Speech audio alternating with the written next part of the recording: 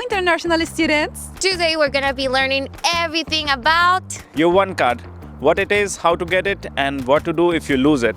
your one card is more than a student ID. It's your key to many facilities on campus. You need it to access facilities, get around the region, print documents, pay in cafeterias, and even use the gym.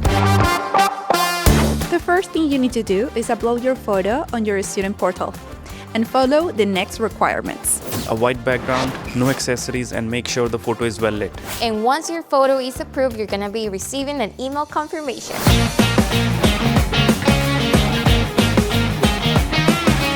If you have already paid your fees and your photo was approved, you can pick up your card on campus. Remember to bring an official ID, such as your passport or your driver's license.